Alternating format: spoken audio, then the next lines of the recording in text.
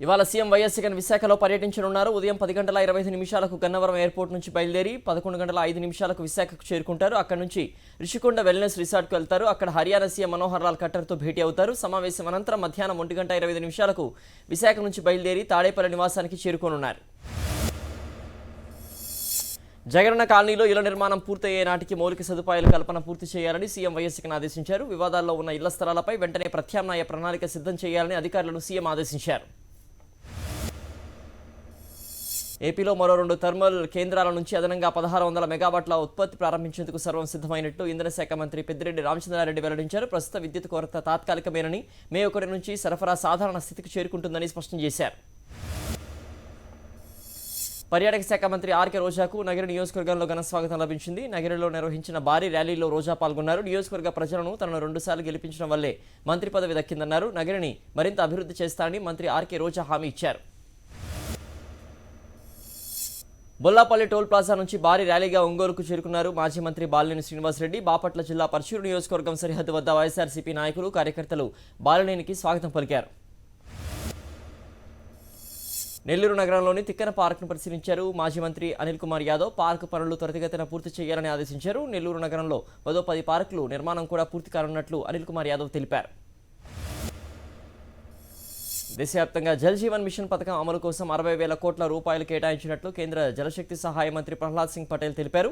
ఈ మొత్తంలో కేంద్రం 60%, రాష్ట్ర ప్రభుత్వం 40% ఖర్చు చేయాల్సి ఉంటుందని చెప్పారు. విశాఖలో పర్యటించిన ఆయన 2024 నాటికి ప్రతి ఇంటికి జల జీవన్ మిషన్ ద్వారా మంచినీరు అందించాలనేదే కేంద్ర ప్రభుత్వ లక్ష్యమని తెలిపారు.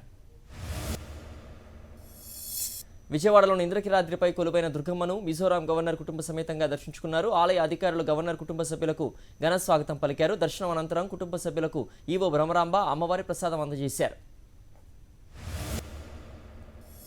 వ్యవసాయ శాఖ మంత్రి కాకాని గోవర్ధన్ రెడ్డి నెల్లూరులో పర్యటించారు.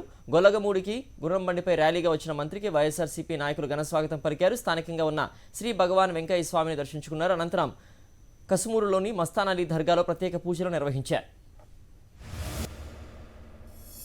మంత్రి కాకాని గోవర్ధన్ రెడ్డి నెల్లూరు కలెక్టరేట్లో జిల్లా స్థాయి అధికారులతో సమీక్షా సమావేశం నిర్వహించారు. ప్రజాప్రతినిధులు తమ దృష్టికి తెచ్చిన ప్రతి సమస్యను పరిష్కరించేలా చర్యలు చేపట్టాలన్నారు మంత్రి. జిల్లాలో 2 పంటకు సాగునీటి విడుదలకు ప్రజాప్రతినిధులు అధికారులతో చర్చిస్తామన్నారు వ్యవసాయ శాఖ మంత్రి కాకాని. పార్వతీపురం మన్యం జిల్లా సీతంపేట మండల దేవనాపురం గ్రామంలో రైతు భరోసా కేంద్రాన్ని ప్రారంభించారు ఎమ్మెల్యే కళావతి. రైతులకు ఎటువంటి ఇబ్బందులు కలగకుండా నేరుగా వారి గ్రామాల్లోని ఎరువుల దగ్గర నుంచి ఈ క్రాప్ విధానం, ధాన్యం కొనుగోలు కేంద్రాల వంటి సేవలు రైతు భరోసా కేంద్రాల్లో అందుబాటులో ఉన్నారన్నారామె. సీఎం వైఎస్ జగన్ తెచ్చిన సచివాలయ వ్యవస్థ గ్రామ స్వరాజ్యానికి ఎంతో దోహదపడుతుందని అనంతపురం ఎమ్మెల్యే అనంత వెంకటరామరెడ్డి అన్నారు. అనంతపురం జిల్లా రుద్రంపేటలోని గ్రామ వార్డు సచివాలయ వాలంటీర్లను సన్మానించారు. అనంతరం ప్రోత్సాహక అవార్డులను ప్రదానం చేశారు. డిప్యూటీ సీఎం బూడి ముత్యాల నాయుడు విశాఖలో పర్యటించారు. ఆయనకు అభిమానులు ఘన స్వాగతం పలికారు. అనంతరం సింహాద్రిని దర్శించుకున్న డిప్యూటీ సీఎం ప్రభుత్వ అతిథి గృహంలో పార్టీ కార్యకర్తలతో భేటీ అయ్యారు. రాష్ట్ర ప్రభుత్వం ప్రతిష్టాత్మకంగా చేపట్టిన స్పందన కార్యక్రమం కృష్ణా జిల్లా జీ కొండూరులోని గడ్డమనుగులో జరిగింది. ఈ కార్యక్రమానికి సబ్ కలెక్టర్ సూర్యసాయి ప్రవీణ్ చంద్ హాజరయ్యారు. అర్జీదారులతో మాట్లాడిన సబ్ కలెక్టర్ వారి సమస్యలు పరిష్కరించాలని స్థానిక అధికారులను ఆదేశించారు. విజయనగరంలోని బోండపల్లి మండలం దేవునిపల్లిలో ఎమ్మెల్యే బొత్స అప్పలనరసయ్య ఉత్తమ సేవలు అందించిన వాలంటీర్లను సన్మానించారు. సీఎం వైఎస్ జగన్మోహన్ రెడ్డి కలలుగన గ్రామ స్వరాజ్యాన్ని సచివాలయ వ్యవస్థ ద్వారా తీసుకురావాలని వాలంటీర్లకు సూచించారు. కేంద్రం ఇస్తున్న నిధులను రాష్ట్ర ప్రభుత్వం దుర్వినియోగం చేస్తుందని ఏపీ బీజేపీ అధ్యక్షుడు సోము వీర్రాజు ఆరోపించారు. బీజేపీ ఆధ్వర్యంలో విజయవాడ కృష్ణానదీ తీరంలో నిర్వహించిన స్వచ్ఛ భారత్ కార్యక్రమంలో సోము వీర్రాజు పాల్గొన్నారు. వ్యక్తిగత మరుగుదొడ్ల నిర్మాణానికి ఏటా కేంద్రం రాష్ట్రానికి 1000 కోట్ల నిధులు మంజూరు చేస్తోందని తెలిపారు. వక్ఫ్ బోర్డు ఆస్తుల పరిరక్షణకు తమ ప్రభుత్వం ఎప్పుడూ అందుబాటులో ఉంటుందన్నారు ఆ బోర్డు చైర్మన్ అబ్దుల్ ఖాదర్ బాషా. కర్నూలులోని వక్ఫ్ బోర్డు ఆఫీసులో సమీక్ష నిర్వహించారు. అనంతరం స్థానిక ఎమ్మెల్యే హఫీజ్ ఖాన్ ఆధ్వర్యంలో ముస్లిం మహిళలకు చీరలు పంపిణీ చేశారు.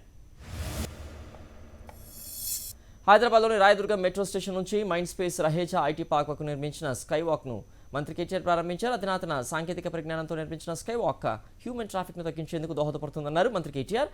రహేజా పార్క్లోని సాఫ్ట్వేర్ కంపెనీస్కు వచ్చే ఉద్యోగులకు ఊరట కలుగుతోందన్నారు. హైదరాబాద్ హెచ్ఎస్సీసీలో టీఆర్ఎస్ పార్టీ ఆవిర్భావ సభ సన్నాహక సమావేశం జరిగింది. మేడ్చల్, హైదరాబాద్, రంగారెడ్డి జిల్లా నేతలతో పార్టీ వర్కింగ్ ప్రెసిడెంట్ కేటీఆర్ సమావేశం అయ్యారు. ఆవిర్భావ సభ ఏర్పాట్లకు సంబంధించిన పలు కమిటీలు వేనున్నారు. అలాగే ప్రభుత్వ పథకాలను ప్రజల్లోకి తీసుకువెళ్లే విధంగా ప్రణాళికలు సిద్ధం చేస్తున్నారు. ఉమ్మడి వరంగల్ జిల్లాలో టీఆర్ఎస్ వర్కింగ్ ప్రెసిడెంట్ మంత్రి కేటీఆర్ పర్యటన షెడ్యూల్ ఖరారైంది. కేటీఆర్ రేపు వరంగల్, హన్మకొండ, నర్సంపేట నియోజకవర్గాల్లో పర్యటించనున్నారు. కేటీఆర్ పర్యటన సక్సెస్ చేసేందుకు పార్టీ శ్రేణులు విస్తృత ఏర్పాట్లు చేస్తున్నాయి.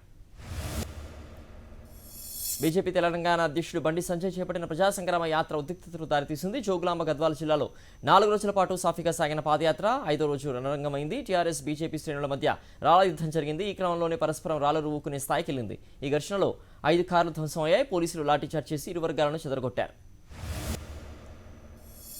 తెలంగాణలో ముందస్తు ఎన్నికలు వచ్చే అవకాశం ఉందన్నారు కాంగ్రెస్ ఎంపీ ఉత్తమ్ కుమార్ రెడ్డి. మీడియాతో చిట్ చాట్ చేసిన ఉత్తమ్ కర్ణాటకతో కలిసి కేసీఆర్ ఎన్నికలకు వెళ్లొచ్చని అభిప్రాయపడ్డారు. ప్రశాంత్ కిషోర్ కాంగ్రెస్లో చేరేందుకు కసరత్తు నడుస్తోందని, అయితే ఆయన టీఆర్ఎస్తో కూడా పనిచేస్తున్నారు కాబట్టి అది తమకు తలనొప్పిగా మారే అవకాశం ఉందన్నారు.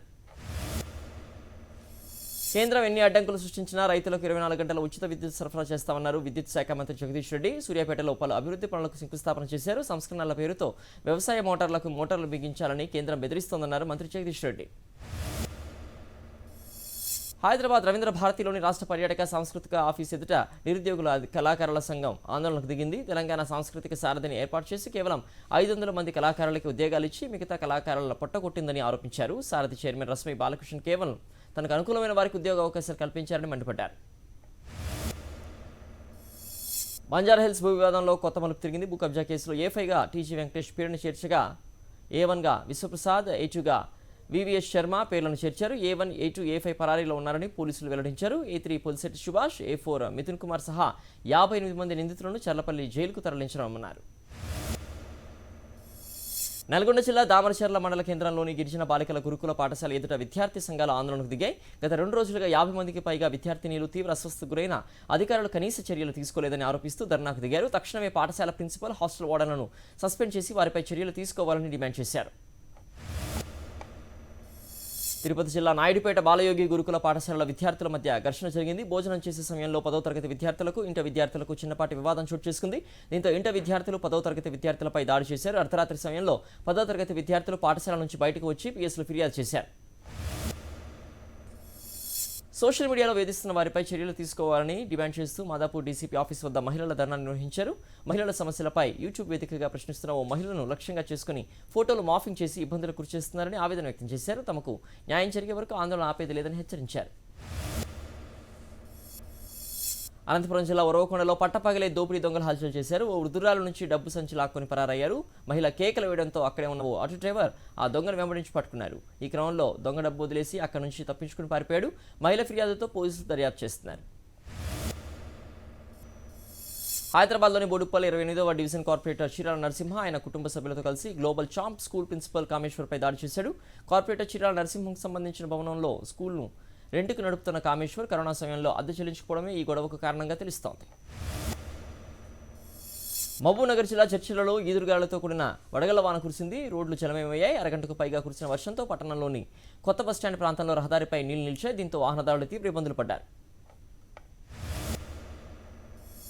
భద్రాద్రి కొత్తగూడెం జిల్లా చర్ల మండలంలో కురిసిన వడగళ్ల వర్షానికి ఒక్కసారిగా వాతావరణం మారిపోయింది. నిన్న రాత్రి వర్షంతో పాటు పెద్ద వడగళ్లు పడ్డాయి. వర్షాలకు వాతావరణం పూర్తిగా చల్లబడింది. ఒక్కసారిగా వాతావరణం చల్లగా మారడంతో ప్రజలు ఊపిరి పీల్చుకున్నారు.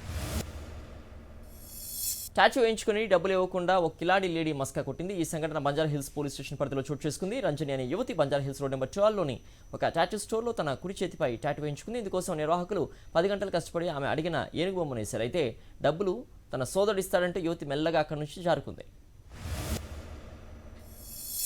ఆ పూజారి తంతే పుణ్యం కలుగుతుందని అక్కడి భక్తుల నమ్మకం. పూజారి చేత తన్నించుకోవడానికి భక్తులు భారీగా తరలి వచ్చారు. ఈ వింత ఆచారం కర్నూలు జిల్లా ఆస్పిరి మండలం చిన్న హౌతూర్ గ్రామంలో పాటిస్తున్నారు. పార్వతీ పరమేశ్వరుని కళ్యాణోత్సవం అనంతరం పూజారి వీరభద్రస్వామి వేషధారణలో భక్తుల సమూహంలోకి కాల్తందుతున్నారు. ప్రధాని మోదీ సొంత రాష్ట్రం గుజరాత్లో పర్యటిస్తున్నారు. గాంధీనగర్లోని విద్యా సమీక్ష కేంద్రాన్ని సందర్శించారు. విద్యారంగానికి చెందిన పలువురితో సంభాషించారు. 3 రోజుల పాటు పర్యటనలో భాగంగా ఇవాళ బనస్కాంతంలో 600 కోట్లతో నిర్మించిన కొత్త డైరీ కాంప్లెక్స్, పొటాలో ప్రాసెసింగ్ ప్లాంట్తో పాటు బనాస్ కమ్యూనిటీ రేడియో స్టేషన్ను కూడా ప్రధాని ప్రారంభిస్తున్నారు. భారత కొత్త ఆర్మీ చీఫ్గా లెఫ్టినెంట్ జనరల్ మనోజ్ పాండే బాధ్యతలు చేపట్టనున్నారు. ప్రస్తుత ఆర్మీ చీఫ్ జనరల్ నరవానే పదవీ కాలం ఈ నెల 30తో ముగియనుంది. ఈ నేపథ్యంలో నరవానే వారసుడిగా మనోజ్ పాండేని ఎంపిక చేసింది కేంద్రం. ప్రధాని మోదీ నేతృత్వంలోని కేబినెట్ నియామకాల కమిటీ ఈ మేరకు నిర్ణయం తీసుకుంది. ఈ నెల 21న ఎర్రకోట నుంచి జాతిని ఉద్దేశించి ప్రసంగించనున్నారు ప్రధాని మోదీ. సిక్కు గురువు తేగ్ బహదూర్ జయంతి సందర్భంగా ఈ ప్రత్యేక కార్యక్రమంలో పాల్గొననున్నారు. తేగ్ బహదూర్ జ్ఞాపకార్థం పోస్టల్ స్టాంప్ను విడుదల చేయనున్నారు. సిక్ మత గురువు తేగ్ బహదూర్ 400వ జయంతి సందర్భంగా ఈ ప్రత్యేక కార్యక్రమం నిర్వహిస్తున్నట్లు కేంద్ర సాంస్కృతిక శాఖ వెల్లడించింది. దేశ రాజధానిలో కరోనా కేసులు పెరగడంతో ఉత్తరప్రదేశ్ ప్రభుత్వం అప్రమత్తమైంది. ఢిల్లీ ఎన్సీఆర్ సరిహద్దు జిల్లాలో మాస్క్ ధరించడం తప్పనిసరి చేసింది. గౌతమ్ బుద్ధ నగర్, గజియాబాద్, హాపూర్, మీరట్, బులంద్షహర్, బాగ్పత్ జిల్లాలో మాస్క్ తప్పనిసరి చేసింది యోగి సర్కార్. ఢిల్లీలోని జహంగీర్పూర్లో మరోసారి ఉద్రిక్త పరిస్థితులు నెలకొన్నాయి. భద్రతా బలగాలపై స్థానికులు రాళ్లరవడంతో పరిస్థితి ఉద్రిక్తంగా మారింది. అలర్ల కేసు విచారణలో భాగంగా ఓ మహిళను పోలీసులు స్టేషన్కు తీసుకెళ్లడంతో మళ్లీ ఘర్షణలు చెలరేగినట్లు అధికారులు తెలిపారు. హనుమాన్ జయంతి శోభాయాత్ర సందర్భంగా ఏప్రిల్ 16న జహంగీర్పూరిలో అల్లర్లు జరిగాయి.